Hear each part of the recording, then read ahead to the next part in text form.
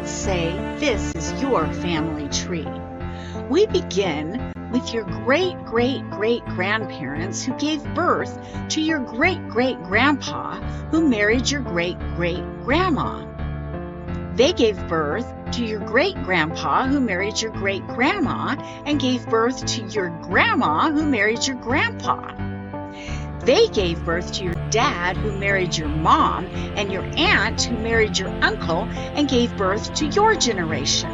Then you, your siblings and cousins, gave birth to your kids who gave birth to the next generation and so on till the end of time. This is, of course, in a world where abortion is unheard of. Let's say your aunt wasn't married when she conceived her first son, and her fiancé, your uncle, pressured her to have an abortion.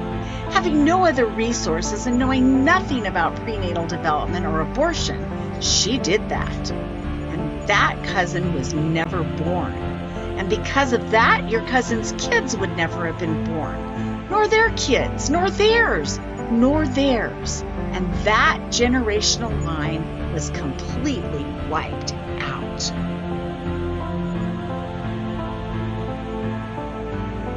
Let's say your aunt was an only child and always wished she had a sibling. Your grandma had kept this secret from her. She conceived your dad out of wedlock, and being a church-going person, went to her church for help. They just shamed her for having sex outside marriage and gave her no help. She went to Planned Parenthood, who had a solution, and though it was not what she really wanted, she had an abortion. Because of that, you and your siblings were never born. Or your kids, nieces, nephews, or grandkids, or great-nephews and nieces. Your great-grandkids and every generation following would never be born. Your dad's entire generational line was wiped out, ending with his mom. This family tree shows only 2 generational lines being wiped out, but it happens hundreds of thousands of times a year to Christian families. Let that sink in. Abortion does not just end the life of one person. It wipes out an entire generational line.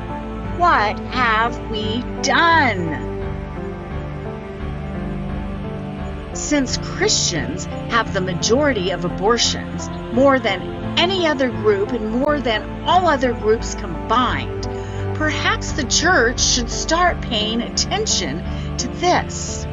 It matters to God, so it should matter to us. Generations of families are important to God. For the Lord is good and His love endures forever. His faithfulness continues to all generations. Psalm 100, verse 5. We must begin to understand all the ramifications of our actions and why we are allowing literally hundreds of thousands of generations in the church to be wiped out every year. It must no longer happen on our watch. Hope and Grace Global can equip both pastor and congregation to become a certified safe church so that men and women with unexpected pregnancies can find community support and resources along with grace and truth. No woman should ever feel she has to have an abortion because her local church is not there to help empower her to be the mother God has called her to be.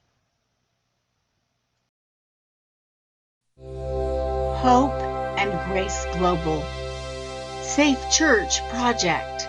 What are you waiting for?